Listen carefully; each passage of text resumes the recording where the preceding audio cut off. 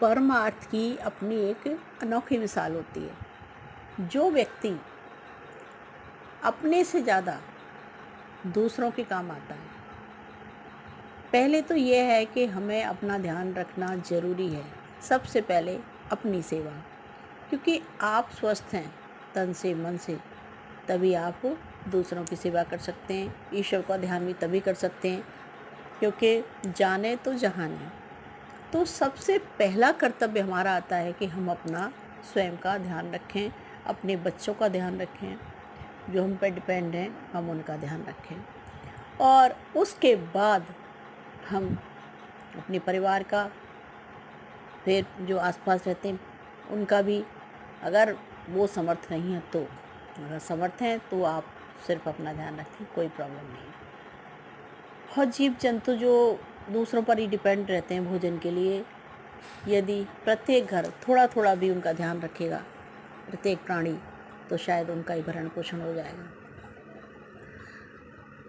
कहने का तात्पर्य है कि सबसे बड़ी सेवा अपनी सेवा है। स्वयं का ध्यान रखिए, क्योंकि परमात्मा ये नहीं कहते कि आप जो है भूखे प्यासे रहें। ज़्यादा व्रत जो लोग करते हैं, मेन चीज़ होती है, क्या कोई ईश्वर, कोई भी माता पिता अपने बच्चों को चाहेंगे भूखे रहें?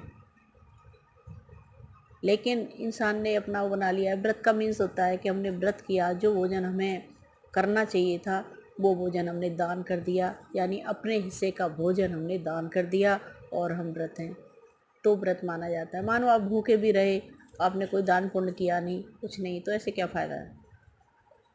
और दूसरा, मन साफ रखो, कभी किसी से ईर्ष्या नहीं करनी चाहिए। किस पे कितना है उससे क्या फ़र्क पड़ता है। इंसान ज़्यादा कमा ले तब भी उनकी आवश्यकताएं उतनी होती हैं, और कम कमा ले तब भी उतनी होती हैं। और ज़्यादा जोड़ कर भी क्या करना है, सब कुछ यहीं रह जाता है। मेन चीज़ होती है हमें उतनी व्यवस्थाएं रखो ना जितनी आराम से आप जो है अपना रह सको, कर सको। ऐसे भी क्या फ़ायदा, आधा जीवन व्यवस्थाओं को करने में निकल गया, फिर क्या सुख भोगेंगे बताइए। और सुख भोगने के लिए नहीं आए आप अपना कर्म करने आए हैं। तो हमें कर्म करना है। सुख क्या सा सुख, काय का सुख।